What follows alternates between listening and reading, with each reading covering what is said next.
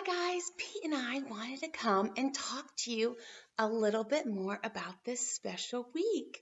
Do you remember what week we're in? Pete, can you remind them? Holy Week! You're right, we're in Holy Week. We are in Friday of Holy Week. And Friday has a special name. Do you remember what it's called? Good Friday! You're right, it is called Good Friday. And yesterday was, what was it? Holy Thursday! You're right, Holy Thursday. So we had all of Holy Week, which started on Palm Sunday. Yesterday was Holy Thursday, and it started what special 3 days? Starts with a T. Tridu. Do you remember? Triduum. That's right. Triduum. So Triduum are the last 3 days of Holy Week, and they're the ones that we celebrate the most of Holy Week. And so, like I said, today is Good Friday, but it says Good Friday, but we kind of talk about some kind of sad things. Do you know what we talk about on Good Friday? What we remember? Do you know?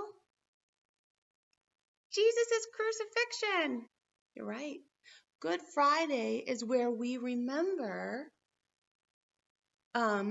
when Jesus died on the cross for us, when he was crucified. It's where we come together as a church, where we gather and we celebrate Jesus's sacrifice for us. And we think about all of the things that he did along that journey and how much we appreciate what he did for us and how much love he had for every one of you and me. Okay? So during Mass on Good Friday, there's not a whole lot of singing or rejoicing. We do a lot of reflection and we do a lot of prayers. Do you know who we pray for? Who do we pray for at Mass? The whole world. You're right. We pray for the whole world. On Good Friday, the entire Catholic Church here at St. Francis and the Catholic Church in France and a Catholic Church in Texas and a Catholic Church in Germany all say the same prayers, the same intentions. And we pray for our world, and we pray for our community, and we pray for one another. And we thank God for his sacrifice. We thank God for giving his only son so that we can live forever with him. And a lot of times during Mass, during the service, the priest will carry up a big wooden cross for people to be reminded of the cross that Jesus carried during the crucifixion, during that journey. And many times people will go up to the cross and they will kiss it and they will touch it to remind themselves of Jesus and of the sacrifice that Jesus made for us. Wow, that sounds really special. It is special. It's important for us to remember the struggles that Jesus went through, to be appreciative of what he did for us, because I don't know if I would be strong enough to do those things. So one of the things that we do, one of the ways that we pray, especially during Lent, is we talk about the stations of the cross. Maybe you've heard of them. And basically what it is it's going through the story of Jesus's crucifixion. And then they have different stations where we can stop and think about what was going on and how Jesus might have felt. And we can think about the love that Jesus must have had for us and maybe the pain that he was in and our love for Jesus. And we can say a prayer. So what I thought we would do today is I could tell you a little bit of the story of Jesus's crucifixion. Does that sound like a good idea? Oh, yes. Will you please tell me the story? Yes, Pete, I would love to. And my children helped me make some finger puppets to help me tell the story. Now, Pete, why don't you go sit down over there while I tell the story? Okay. Thank you, Pete. Okay.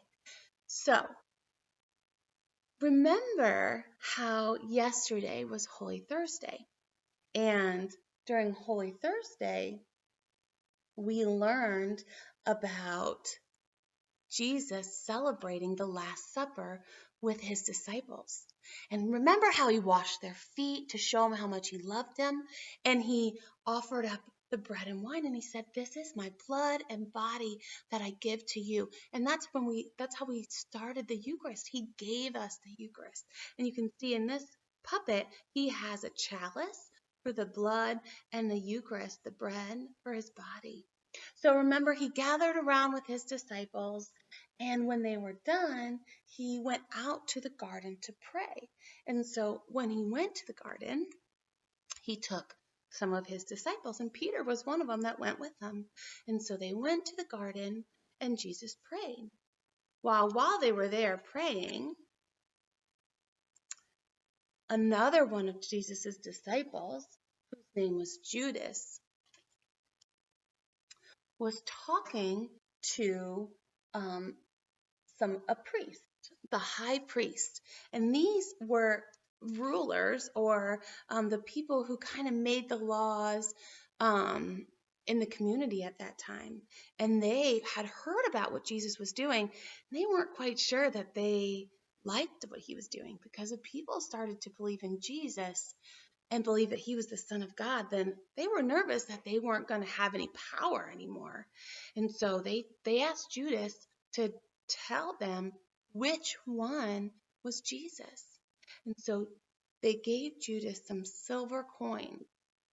So later that evening, Judas went with some soldiers to the garden while Jesus was praying. The soldiers said, "Kiss the man that is Jesus to tell us who he is." So when they got to the garden, Judas went up to Jesus and he gave him a kiss on the cheek. Well, then the soldiers knew which one was Jesus. And so they said, "You're under arrest." And they started to pull their swords. And Jesus said, "You don't need to pull your swords. I will come with you." Because Jesus knew what it was. He knew what was going to happen. And so he went peacefully with the soldiers. So while Jesus was going with the soldiers, people asked Peter several times. There was a couple of different times. "Peter, do you know this man? Is this Jesus?" And Peter said, "I don't know who he is." And then another person said, "Do you know Jesus?" And we know that Peter did know Jesus. Peter was friends with Jesus, and he told Jesus that he would stand by him and that he would never tell anybody that he didn't believe in him. So 3 times Peter said, "I don't know who Jesus is." And then the rooster crowed. Peter remembered that Jesus had told him that somebody was going to deny him. That kind of made Peter like a little sad, because he had done something that he knew was going to hurt Jesus. All right, so we have Jesus, and the soldiers took Jesus to the high priest.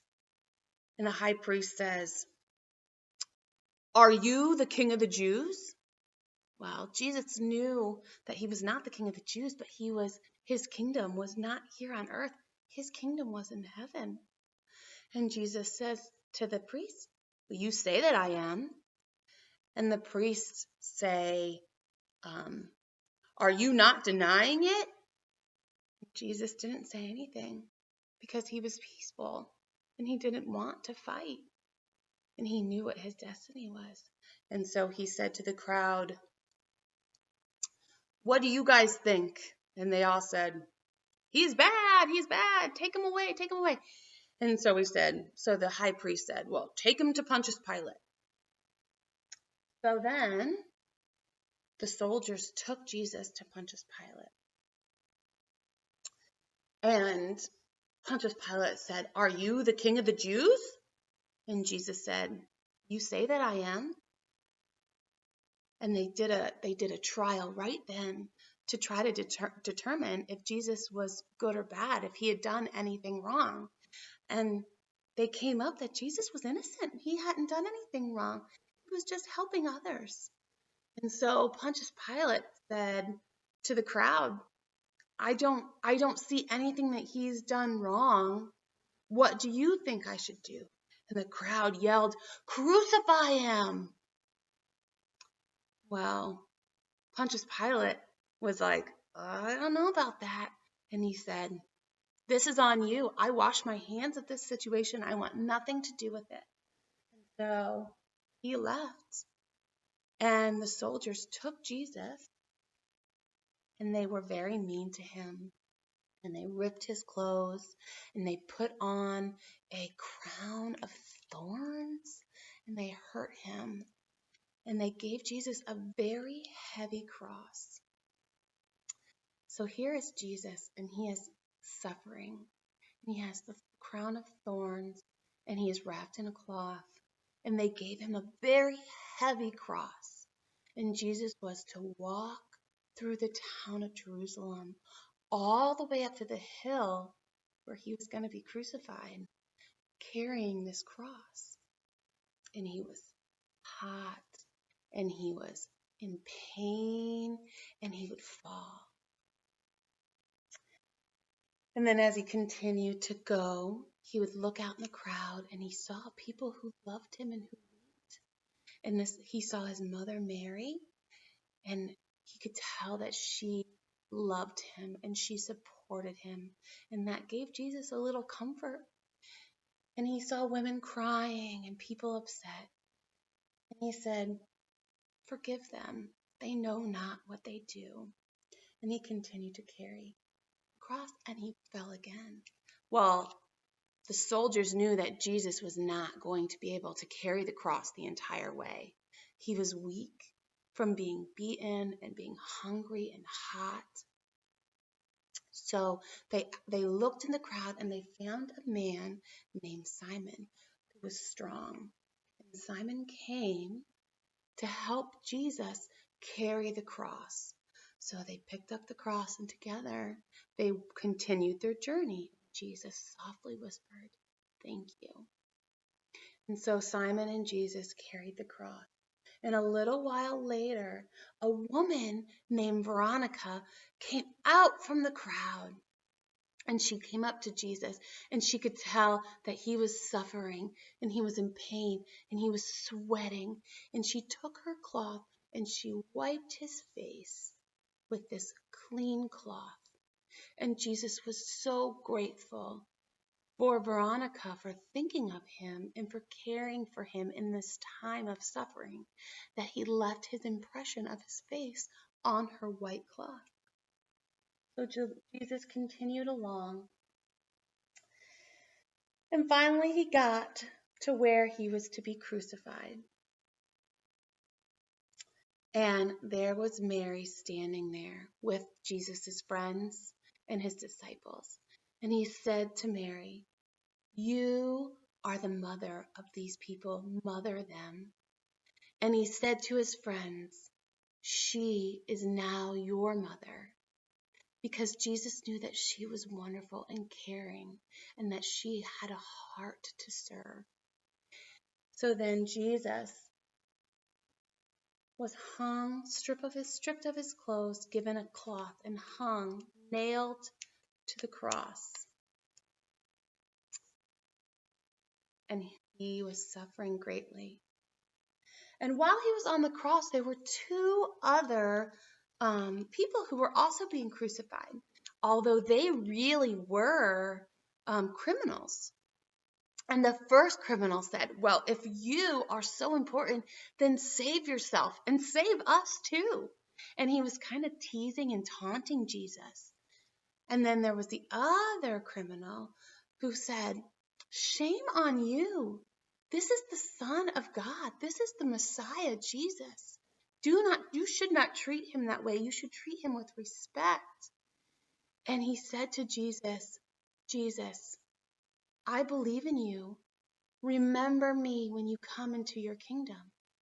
And Jesus said to the good thief, to the man who believed in him, today you and I shall live forever in paradise.